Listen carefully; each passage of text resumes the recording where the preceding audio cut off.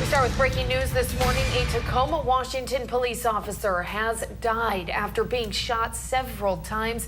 This started last night when officers responded to a domestic violence call. Police say a man barricaded himself inside a home with a rifle. Others, including children, were also inside.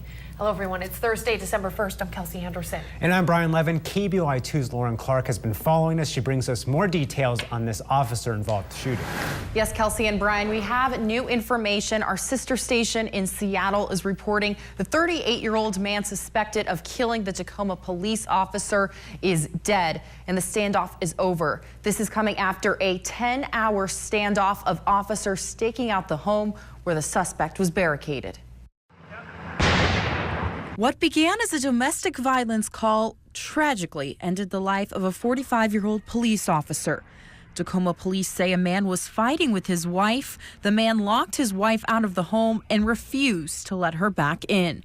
When officers attempted to help, shots were fired.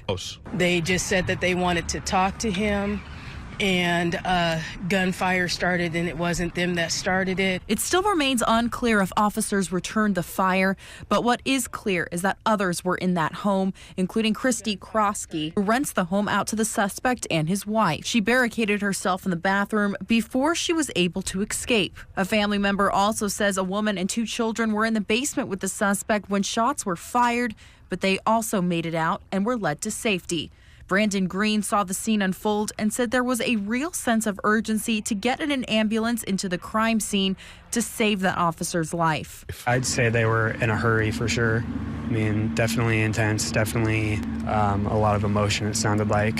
The 17-year-old veteran of the police force was taken to the hospital, but succumbed to his injuries shortly after arriving. We've suffered a great loss, and I think the community has suffered a great loss, and I don't know how to put that into words. And right now, police are not releasing the name of the officer who was killed until all of his family is notified. 2 children who were in that home are unharmed. Stay with KBOI2 as we continue to update you on this case. Reporting live here in the studio, Lauren Clark, KBOI2 News. Well, dozens of officers and members of the community are paying their respects to the fallen officer. Early this morning, people lined up outside the hospital waiting for the fallen officer to be moved. A procession of police vehicles then escorted the ambulance to the medical examiner's office.